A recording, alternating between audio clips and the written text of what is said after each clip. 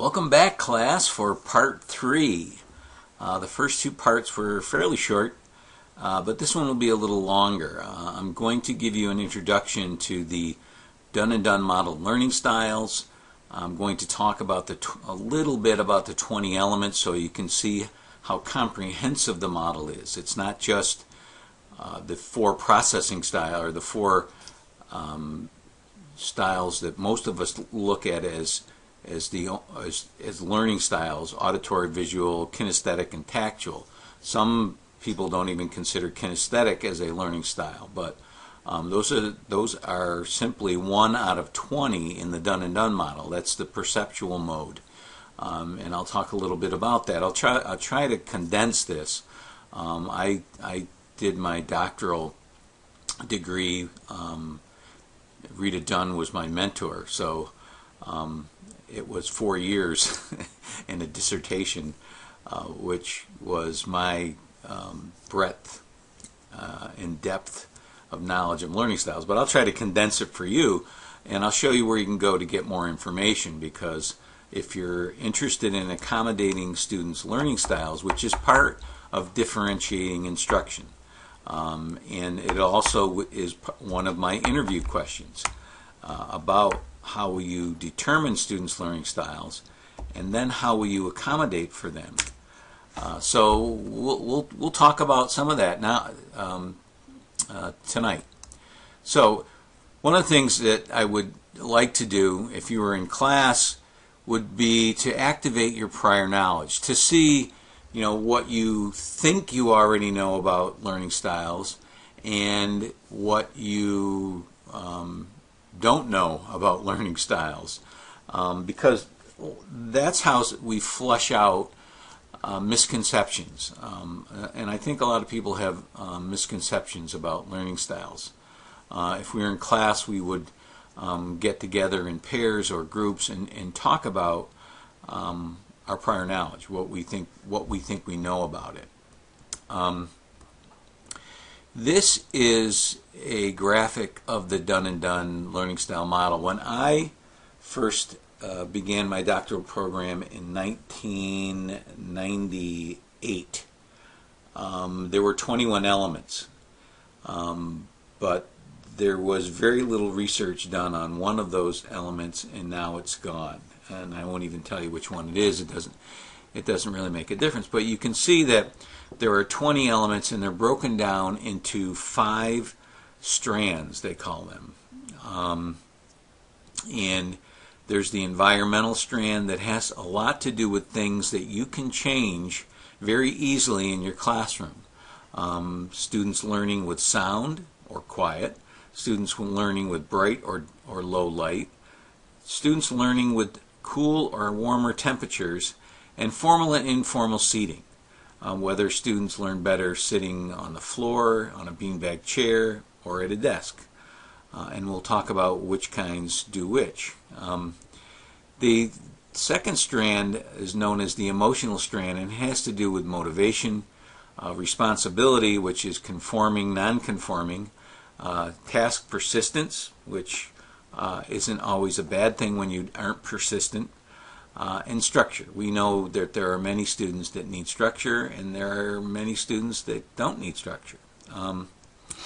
The third strand is the sociological strand, and that really has to do with grouping, self, working by yourself, working with pairs, working with peers, with a team, working with an adult, or using a variety of all those. I was one of those people that liked working alone, and whenever I went to workshops or conferences and they asked you to team up, I felt very uncomfortable with that. But I'm much better now. I've been cured. The fourth strand is the psychological strand, and the first one is perceptual, and that's auditory, visual, kinesthetic, and tactile. And that's what many people consider to be the sum total of learning styles. And as you can see, it's a lot more than that. And Rita Dunn, who passed away a couple of years ago, has led teams of researchers, and and individual researchers in almost every one of these elements to improved and showed through research that accommodating one of these elements increased achievement. So the physiological strand contains perceptual strength, intake, whether students like to munch or not to munch, time of day. That's, to me, is very powerful. I'm a morning person, and I do all my work in the morning. I'm working at night right now, and I'm also a little bit of a night owl. I come back alive, but in the middle of the day, that's when I go to the gym. That's when I run my errands. I am not a good middle of the day person. Matter of fact, I usually take a nap for a half an hour, around 1:30 or so. Actually, it's a meditation kind of nap. I meditate/nap. And the fourth one in the physiological strand is mobility. Some kids need to be moving as they're learning. So the last strand is the one we're going to talk about tonight. The psychological strand, we're going to talk about analytic versus global learners. And these two contain or correlate to some of these individual elements. The last of the 20 elements is reflective or impulsive, and I think we all recognize that there are some students who raise their hand immediately. Those are the impulsive students. I was one of those. My hand was up right away.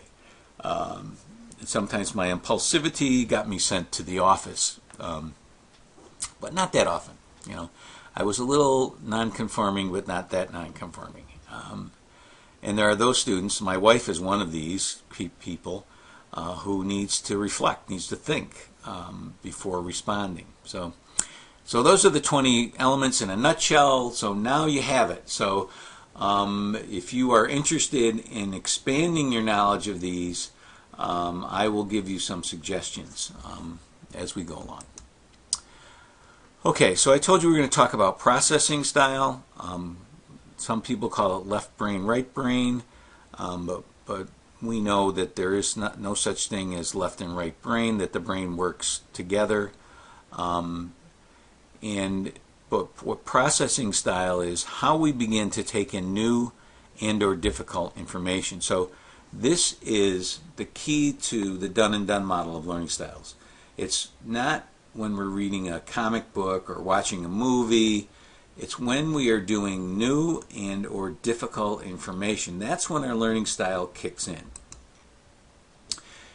And the question here is, do we process successively, which means in chunks, step by step, A, B, C, D, E, or simultaneously? Do you take in the big picture all at once?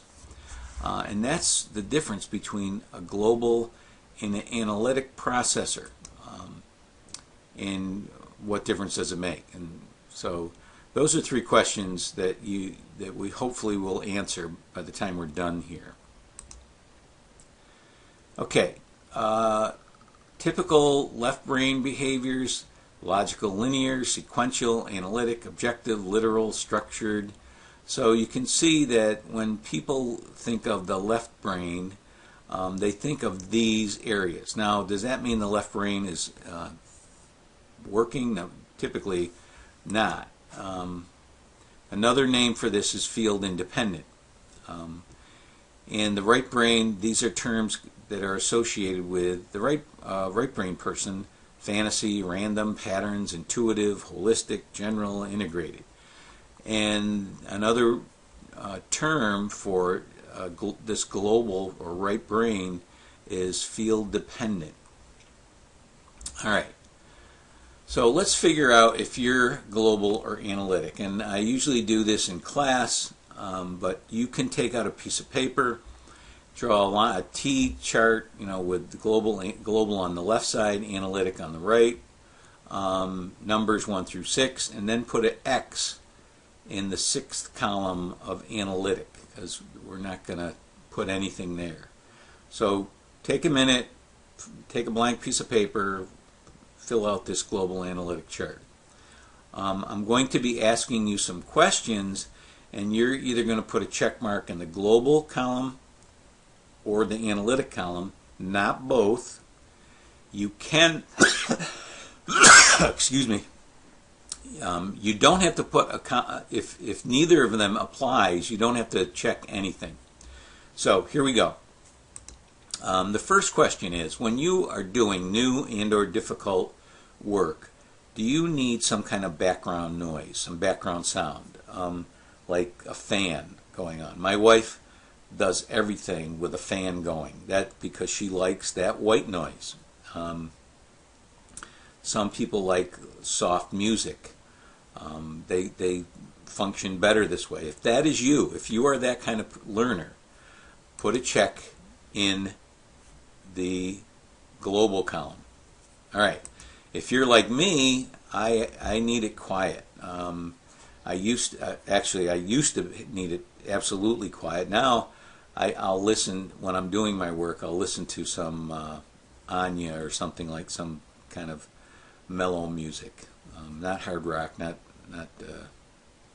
Van Morrison or Jackson Browne, two of my favorites. So put a check in the analytic column if you like quiet. Second, light.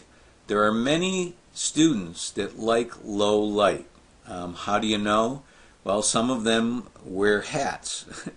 They're not just being cool, but they like not the shading their eyes from the light, especially the fluorescent lights. Most of us should be shielded from those because they're constantly flickering on and off. It's like most of us don't see it, but there are some special needs kids where that's very distracting because they actually can sense that flickering.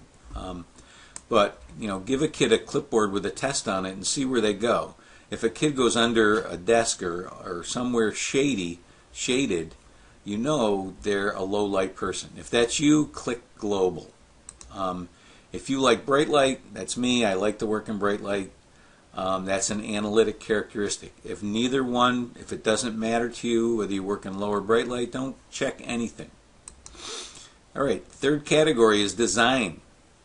Formal or informal. If you're an informal design person, if you'd like to sit in a beanbag chair on the floor, on your bed, on a couch, check global. If you're like me and like to work at a desk, at a dining room table, that's formal design, check analytic. All right. Persistence. Do you need to take breaks when you're working?